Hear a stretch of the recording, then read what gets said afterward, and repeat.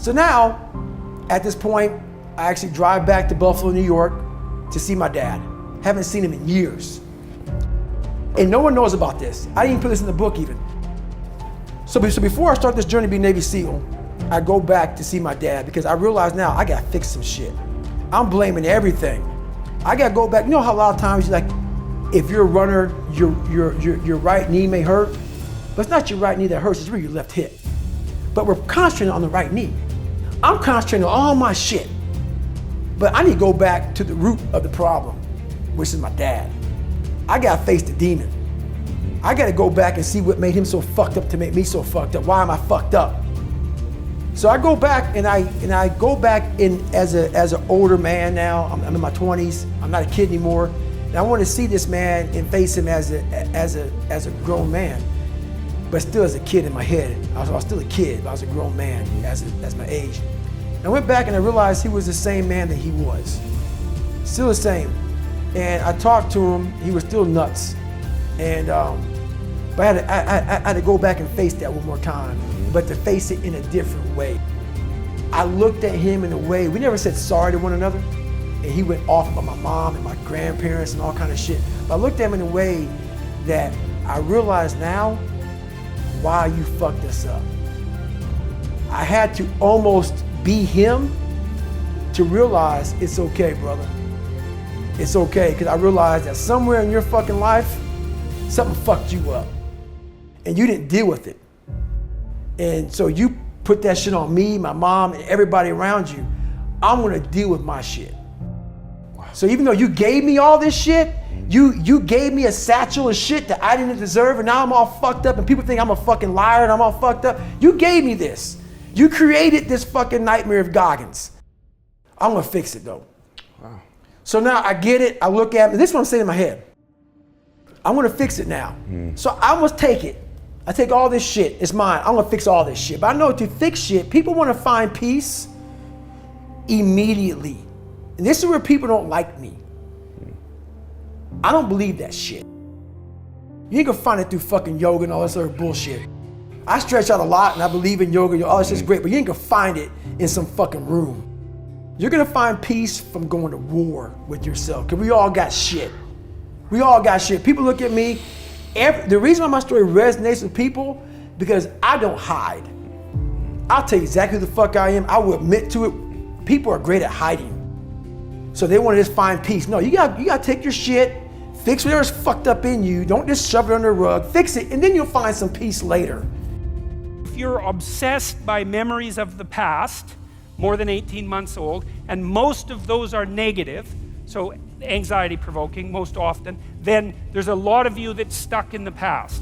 And what that means is you didn't map the territory well enough, and the parts of your brain that are alarm systems, anxiety systems, are saying, no, there's holes in the way you're looking at the world. There's holes in the way that you're looking in the world. And you fell in them once, and you don't know where they are, and you don't know how to fill them, and you don't know how to walk around them, and so you can't forget them, you can't forget them, you can't forget them, you can't forget them.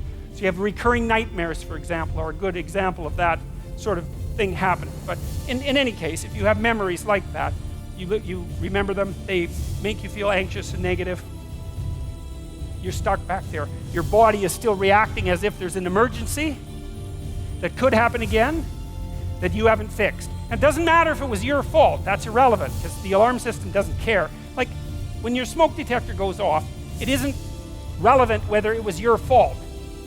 The smoke detector just says, house is on fire, and that's a bad thing. And your anxiety systems are like that. If they're tagging old memories with anxiety, then you have to do something about it, or you will be tortured by those memories forever, because that's how the alarm system works. And so maybe you need to go back there and clean things up. You got to figure out, okay, well, how did this happen?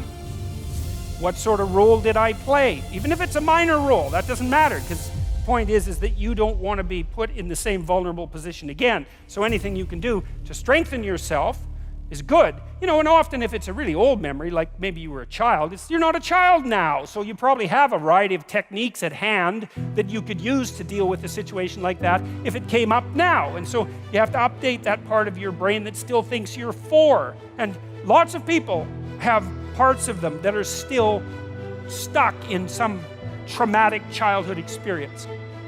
you realize how much you try to block it out. You realize how much of your life you just shove under a rug and you just live on top of that rug until you pull that rug out and you fall into this fucking pile of shit. And then when you're in this pile of shit that we literally carry around with us all day long, but we just put it way back here, but we're carrying this big fucking rucksack, this big backpack of shit every day, but we think we're not. Right? We think we're not. We think, oh, we're good. I'm good. So when I had to go back in that shit, what was hard about it was trying to find power. Trying to find power in filth.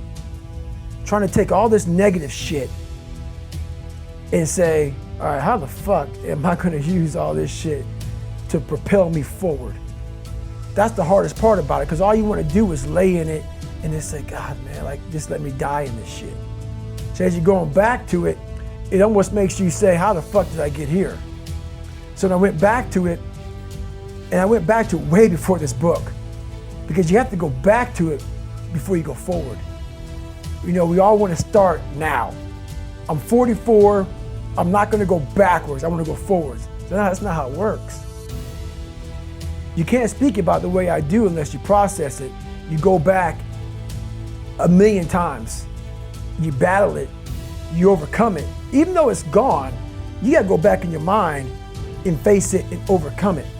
With my father, when I was 22, I believe I was, 22, 23, I had to go back and face him. Actually face him one-on-one. And that's really when I realized, so for me, I was focusing on all this surface shit. So when I went to the Air Force, I quit in training because I learned how to read, I learned how to write, I learned how to swim. But the second something hard came up, I went right back to where I always go. And I'm like, God, man, I thought I fixed all this shit. No, my left knee was hurting.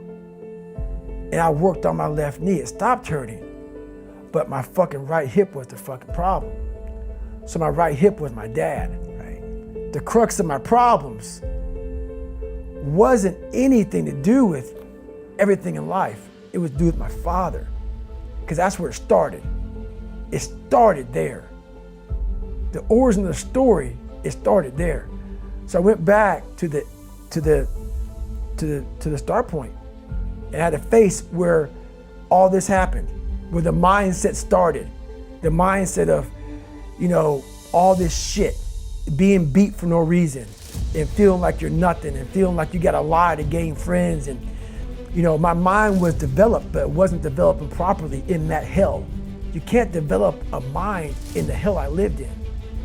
So what happened was people blamed me back in the day. My God, you lied about this and you did that. Let me put your fucking ass in that shit. Go, be born in that shit, man. Let me see how you come out. Let me see how secure in your foundation you are when you get beat for just fucking doing nothing because he's drunk and he's mad at you. So you learn to survive, but surviving doesn't make you win. Surviving makes you a fucking cockroach. It makes you just do that, survive. It makes you lie. How can I get through this? Right. How can I get around this? Versus being a man and standing up for what you believe in. You're a coward, so you lie, you manipulate. But that's what those foundations, a lot of people are beaten mentally, physically, spiritually, emotionally. So it makes you a coward. But then people blame you for how you act when you're 30 fucking years old. They don't know where you come from. They don't know the hell you had to endure while your mind is the way it is now. So you have to go back and fix that shit. You gotta go back to where the shit came from. You're not gonna fix it now. You gotta go back and fix it. So when I went back there, I realized this fucking guy, I had to look at my dad and forgive him without saying sorry. No one said sorry. I had to go back and say, why were you so fucking nuts? And realize, oh, you never went back. Right? You never fucking went back. And whatever fucked you up while you beat the shit out of my mom, me and my brother, you never went back. So you took all that shit out on us. And therefore, that's how the generational shit goes on. My dad was an alcoholic. My dad was a druggie. I'm a druggie. That's how that shit goes on. No one stops it. I stopped it. So that's what that caused me to do.